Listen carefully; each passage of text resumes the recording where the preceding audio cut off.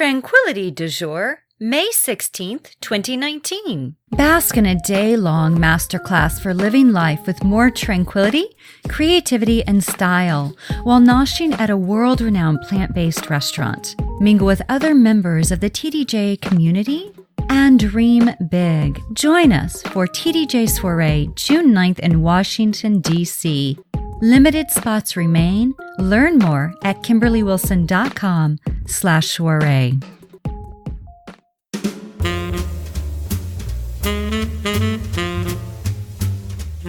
Hello there, this is Kimberly Wilson, and welcome to the 455th edition of Tranquility du Jour, a podcast featuring artists, authors, and activists making a difference around the world. Today's podcast, I'm chatting with Carly Pollack about her new book, Feed Your Soul. We discuss the law of attraction and food karma, why clarity of outcome is so important, the 5 non-negotiables of weight loss, and much more.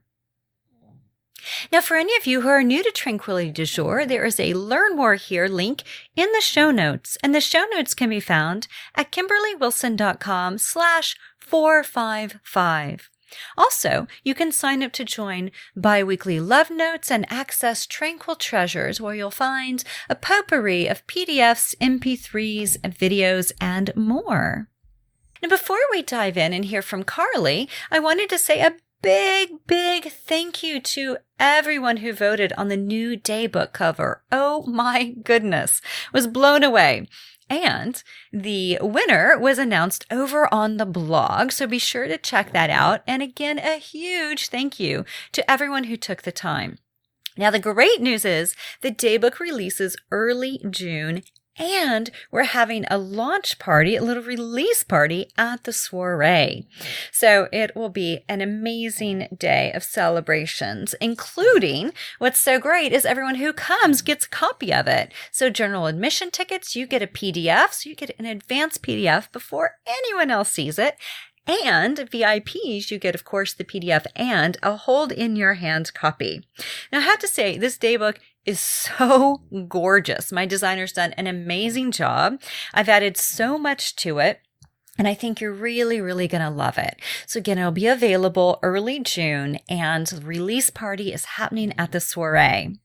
Now, before the soiree, we have on June 8th, Yoga and the Animals, our 4th annual at Burleigh Manor Animal Sanctuary. So if you would like a private tour of a sanctuary, a yoga class with me, and vegan lunch, please come out and join us.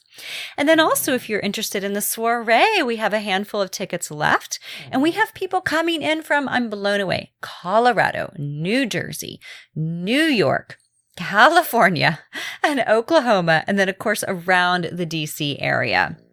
Such an amazing group. And it's an intimate group. We're going to have a small but really vibrant group of women. And when I say small and vibrant, I just mean like it's going to be a really intimate time where we get to connect with one another, and lots of time with me. I cannot wait. Thank you so much for your response to this event, because it's the only one I have scheduled, the only one planned, and it's the first one like this that I've done in over a decade. So thank you for supporting it.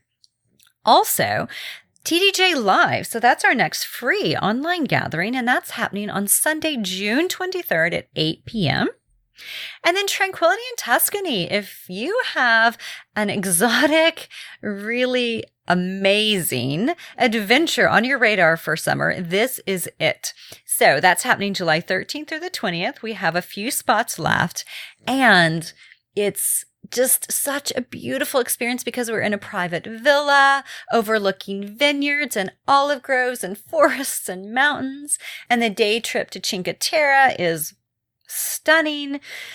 Anyway, if you are interested, check out KimberlyWilson.com/Italy. And also, I won't be leading this retreat next year. So if you are interested in joining me, come on out. And then finally, the last thing that I have scheduled for this year is in September, and I will be in Montreal teaching at Luna Yoga's Advanced Teacher Training. So you can find a link to all of this in the show notes, KimberlyWilson.com/455. Carly Pollack is the author of Feed Your Soul and is the founder of Nutritional Wisdom, a thriving private practice based in Austin, Texas. A certified clinical nutritionist with a master's degree in holistic nutrition, she's been awarded Best Nutritionist in Austin 5 years running and has helped over 10,000 people achieve their health and happiness goals.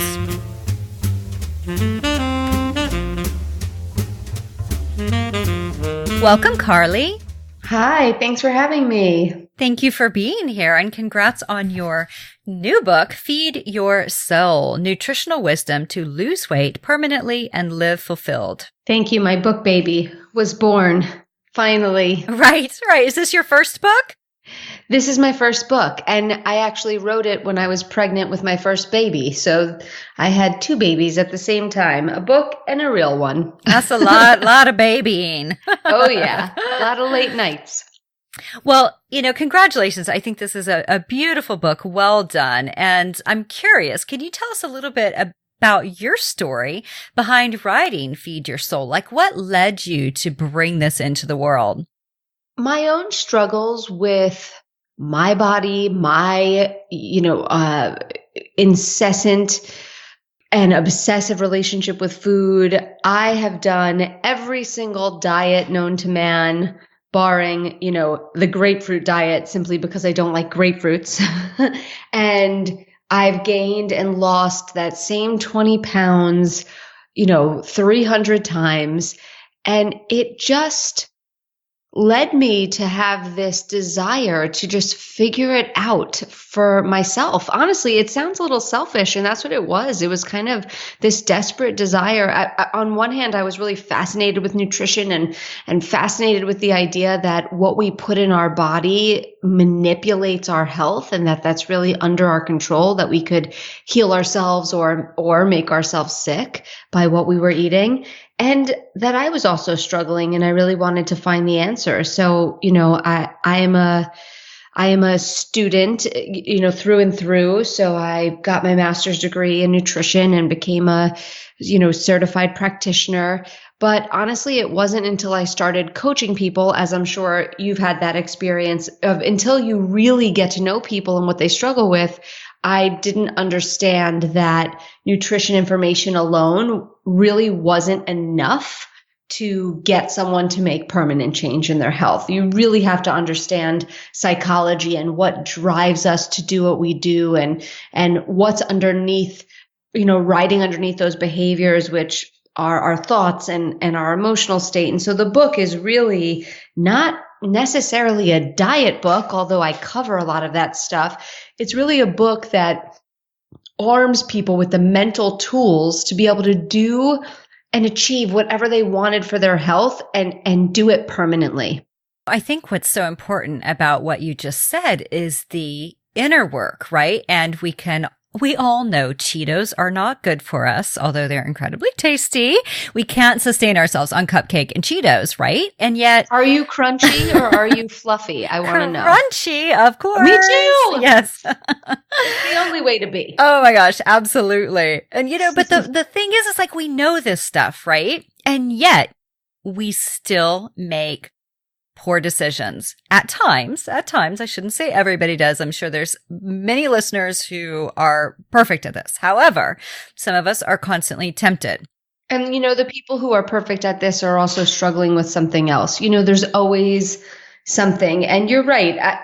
People do not come to see me for high-level coaching or to pick up my book so that I could tell them that eating a salad is healthier than eating a cheeseburger. And they're, blown away by that information. That's, intuitively, I do feel like we understand, even on just a very rudimentary level, what's healthy for us.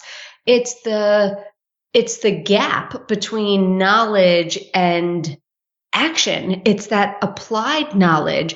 You could have a PhD in nutrition and eat McDonald's every single day. So it's not just having that education. It's about having the mental tools to be able to apply it. So let's talk about that, right? So how does inner work tie into weight loss, right? So you talk about that in your book. You mentioned earlier, how you flip-flopped 20 pounds here and there. And I'm sure, again, many listeners can relate to this.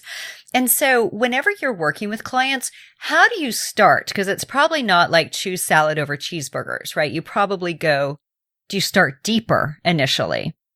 I have found there are two ways to go about this. You could start with diet only, which I feel like doesn't work, or I know doesn't work, where, people go on the Whole30 or vegan or paleo or whatever they decide, and they leave the inner work for later on, kind of like, when I do this, then I'll get to this.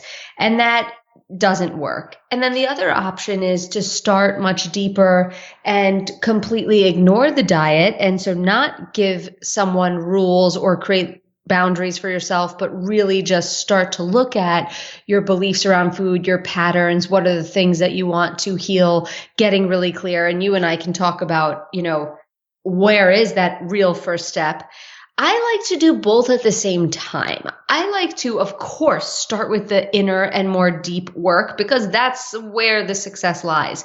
But I don't want to ignore the diet piece either, because as I give people loving boundaries, what happens is all their stuff around food comes to the surface. So if I'm sitting with someone, or, if they're reading the book and I'm giving them advice to say, hey, in order for you to find out whether or not you do well with dairy, remove it from your diet for 10 days. Or if your stress is above a level 7, you need to cut caffeine to give your adrenals a rest. Well, if day 3, they're really struggling, not that I intend for them to be in pain, but guess what? That comes up to the surface for them. Oh, wow, this carries more power than I thought it did. Or, wow, I had a hard day at work and now I'm really craving sugar and I never realized before that there was a connection. So I like to start giving people, an idea of how they should eat, and then having them in tandem do the deeper work. Gotcha. And, how do you help people?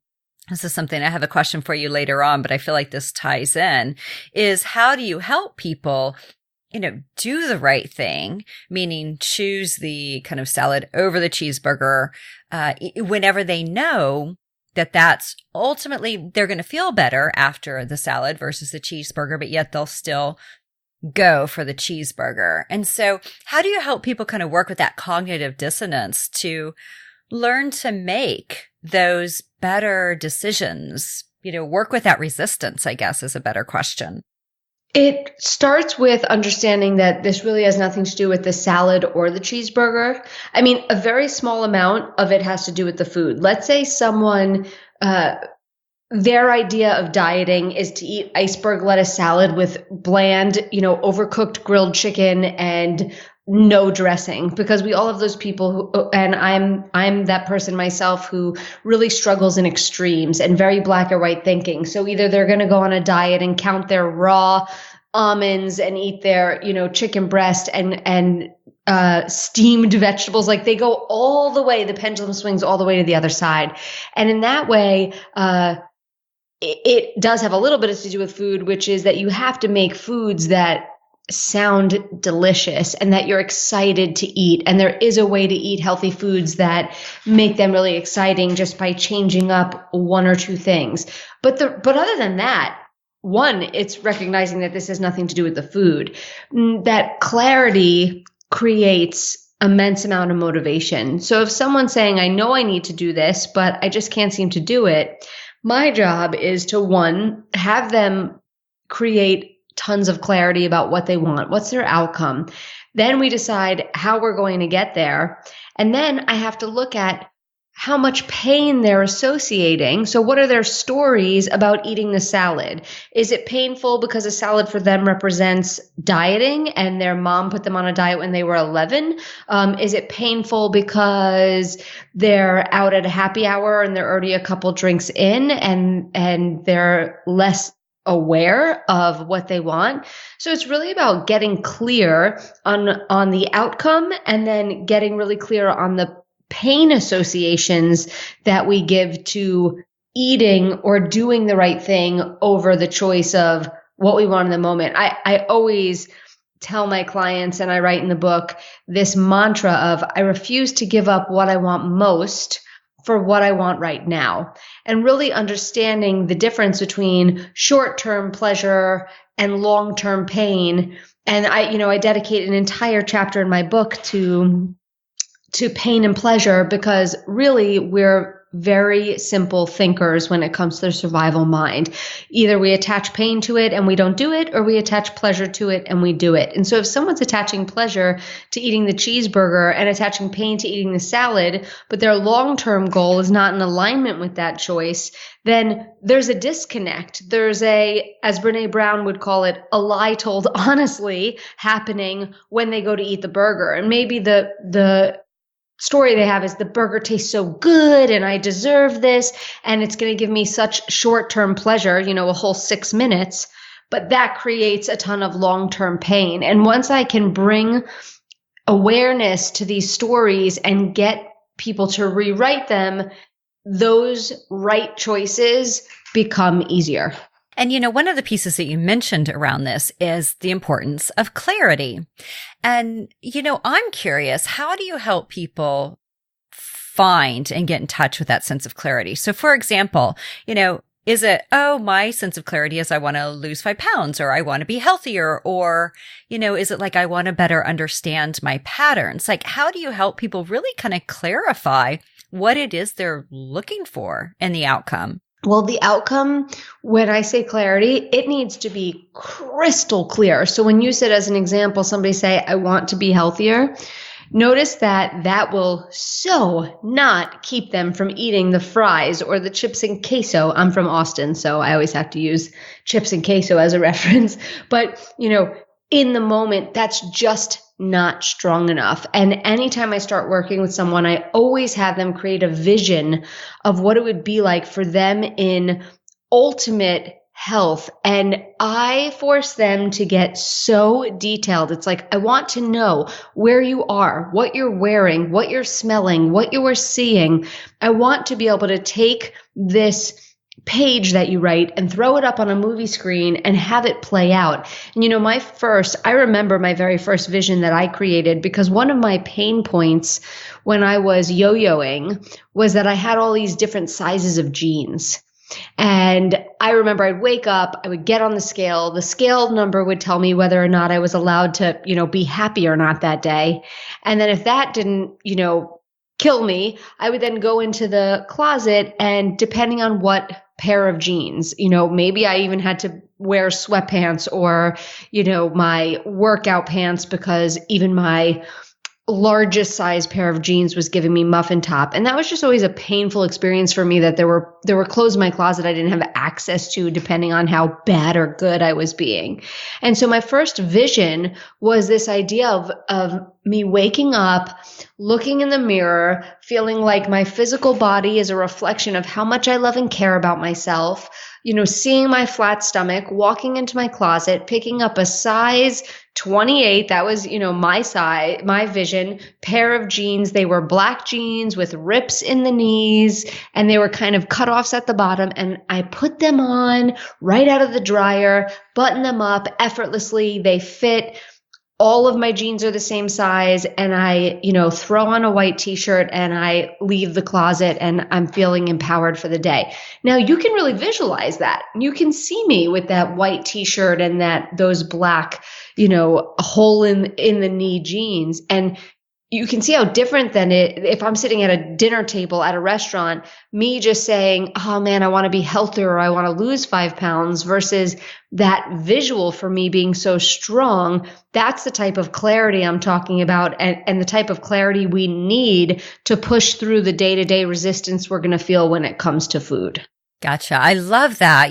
There's a course I took last year at Duke Integrative Health, and it was basically, to visualize yourself, kind of your perfect day. How are you feeling? What are you smelling? Who are you with? And it's called affirmative writing. And you write it in the present. I am, I'm going to my closet. I'm pulling out. Whatever. And people have found that to be so powerful. I love working with that exercise. So I love you giving that example of like, okay, that's what clarity is. It's like you visualize it, really kind of make it tangible. Absolutely. All the way to colors, smells. I mean, you have to go there. you incorporate the law of attraction and the idea of food karma in your book. Also, can you tell us a little bit about that and how that all applies? Yeah, so food karma is a term I made up. And, I made this term because, first we'll define karma, which is, what you put out comes back, or like attracts like, this idea of the law of attraction, the vibration you send out is what you attract.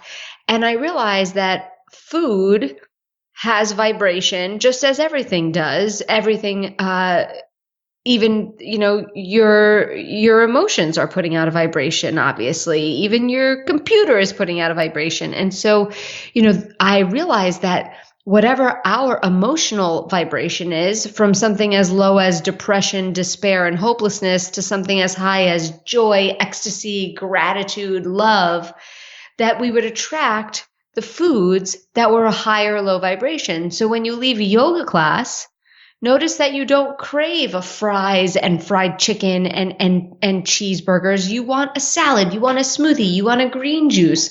But when you're PMSing on the couch, you want, fries, popcorn, and an entire bag of potato chips.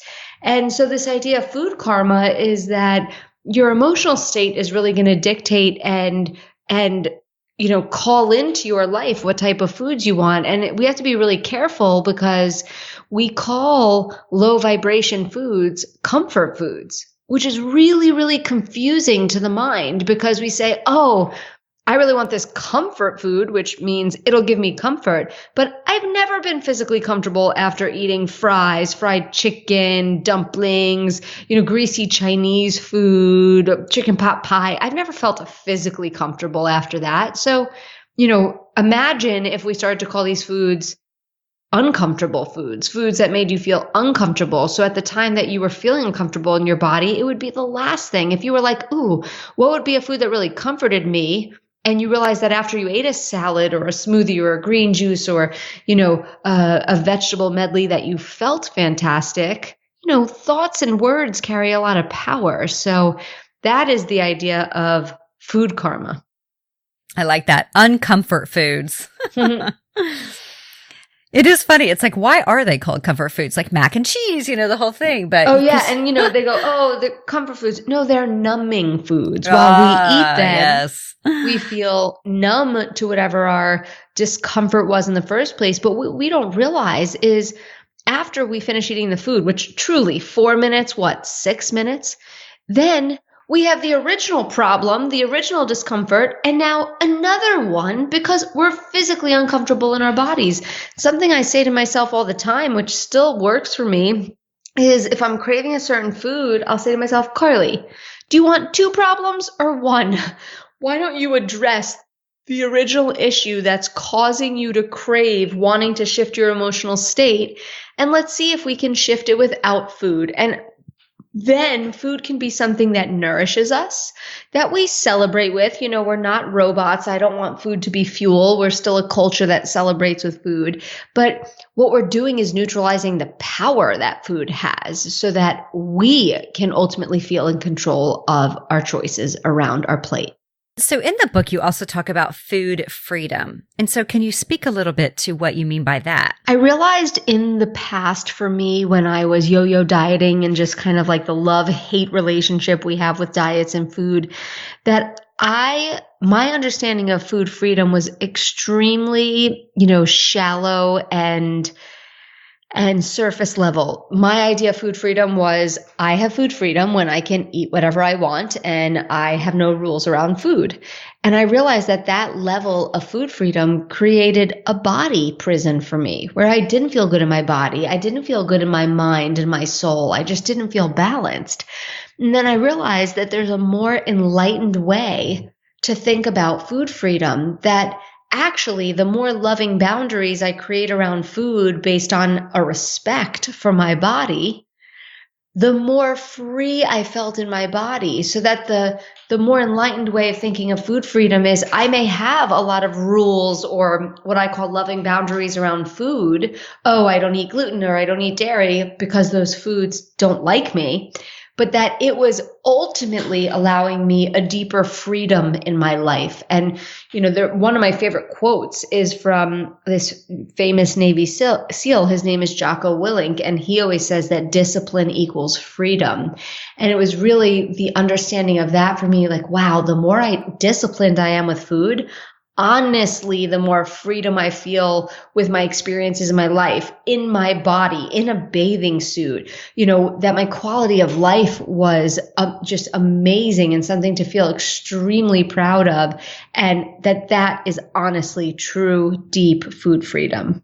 Now, you said the word discipline, right? Which makes me think also of rules and restriction. And one of the things you talk about in your book, is shifting from rules with restriction to boundaries, which I like. So it's like a framework of sorts.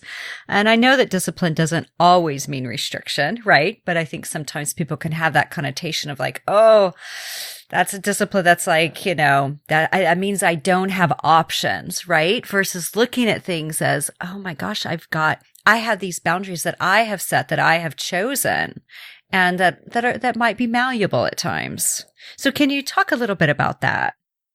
I've had to, for myself, definitely reframe my definition of discipline, because I was absolutely one of those people that, just as you said, the second you say discipline, I was like, oh, I don't want to do that. That sounds hard. And, or boundaries or punishment or, something that feels that I'm incapable of doing day to day. And now I look at discipline, when I think of the word, even when you said it, it came up for me. It was like, I just think of this like deep spiritual practice of resistance coming in your life. And I learned this from Stephen Pressfield. He wrote the War of Art. Yes. And he said that, resistance is going to come up anytime you are up leveling your life in any way. And talk about health. I remember he says in the book, resistance's greatest hits. And he says, anytime you're doing something to get abdominal muscles or starting a new diet protocol. I mean, when you think about health, what more could up level your quality of life, such as improving the quality of your health? And so resistance is going to show up. And so discipline for me is understanding that there's going to be resistance towards doing something, and how I have a daily practice to push past it. When I don't feel like meditating and I sit there and I meditate, or when I don't feel like getting off the couch to start cooking and I do, or I don't feel like getting out of bed to take that exercise class, but I get up anyway. That's pushing through resistance. And there are a few questions that I ask myself every night.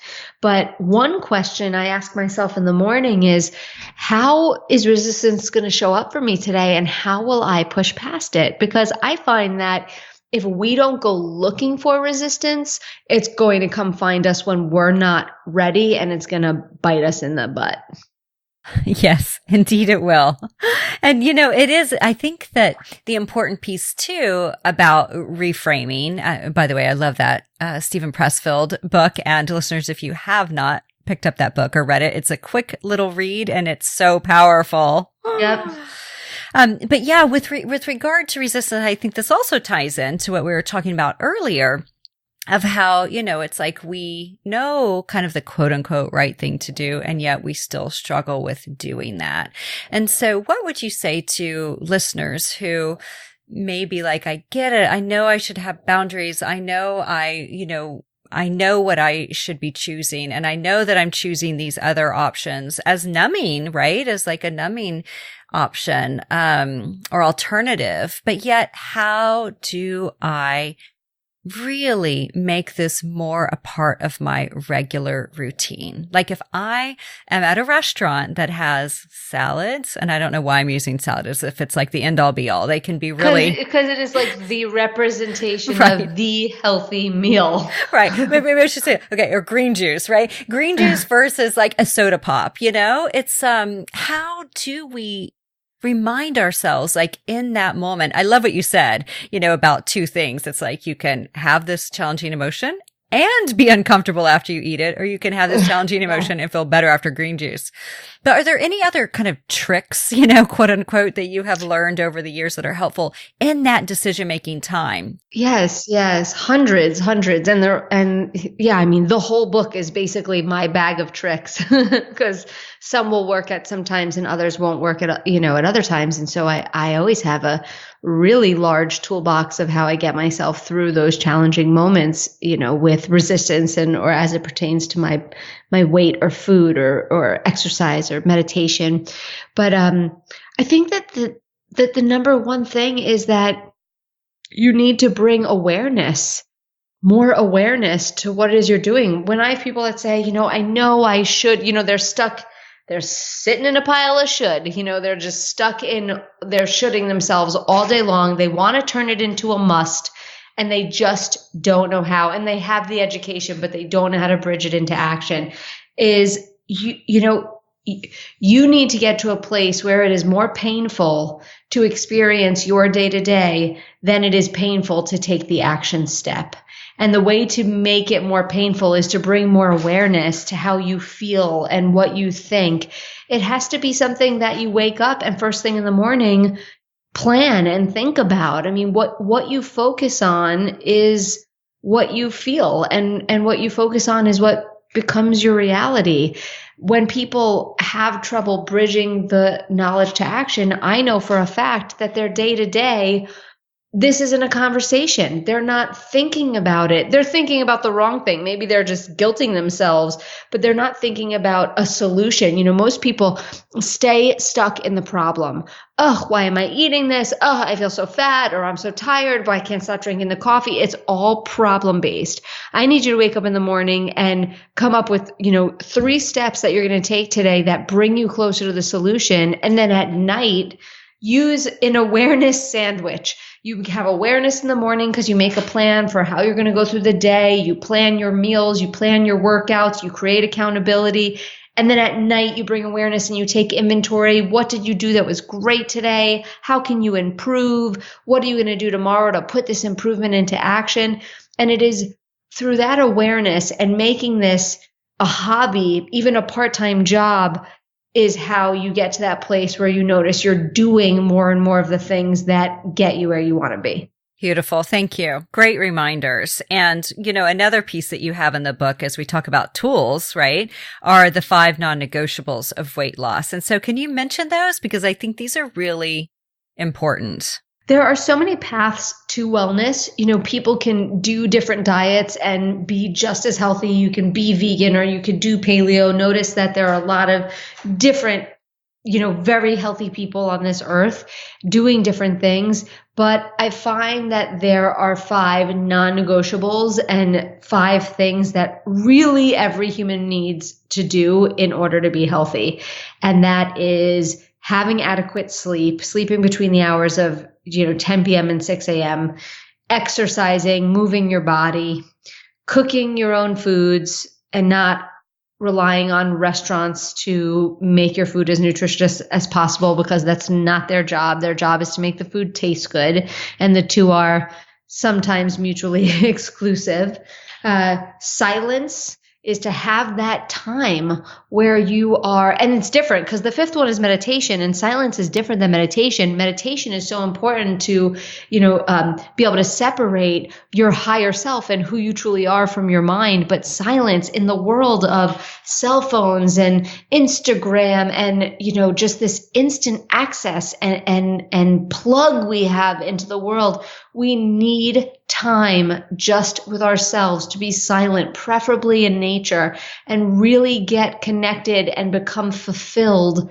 This way we don't need to fill with food, with shopping, with gambling. I mean, pick your poison. Mine was always food. And so those 5 non-negotiables, you'll notice that people who are successful with their health, they are doing some aspect of all 5. Yes, I think such great important reminders. And, it is a good reminder too that it's not just about the diet, right? It's not just about what you're putting in your body. It's like the way in which you're living your life. Right. Exactly. And what would you say is the most important thing, like somebody who wants to lose weight needs to know? So for our listeners, if anyone's like, I want to lose 2 pounds, 20 pounds, 30, 40, 50, what would you say is kind of like the the golden egg, so to speak? The link between success and accountability is irrefutable. People who have more accountability are more successful. And most of the time, diets fail on one of the aspects why they fail is because you're doing it alone and by yourself. And so no one knows when you mess up. It's like exercise. When you pay for those workouts, whether it's Orange Theory or a personal trainer or, whatever it is, you tend to make those workouts because there's a financial accountability versus when I sign up for an unlimited yoga pass, 50% of the time, at least I don't make it because no one knows when I don't show up. And it's the same thing with food. That's why I always say to people, get a coach. I have a private practice in Austin called Nutritional Wisdom, and we work with people all over the country, my coaches and myself. And it's just amazing what high-level accountability can do for someone's consistency and success. Oh, yeah. It's interesting. There's a positive psychology study, and I always love to share it, where it showed that having accountability increased your likelihood to attain that goal by 243%. Isn't that amazing? Yeah. Yeah. And, even if you either can't afford a coach or aren't ready for, because one-on-one coaching, especially I can just speak for myself and my practice and my coaches. I mean, it's intense and there is a lot of work and it is high level coaching. For somebody not ready for that, just even notice what asking a friend to send your food diary back and forth to every day, or an exercise buddy to make sure, my brother-in-law and I live on the same block as my sister, and my brother-in-law is one of my closest friends, and we exercise together. And it's so amazing on the times I don't feel like going, he texts me, he's like, get your butt out here. I'm outside, ready to go. And the same for him. And it just increases the consistency with which I exercise. There are so many times where if he wasn't waiting on me or wouldn't be disappointed in me that I wasn't there to encourage him and support him, that I just wouldn't go.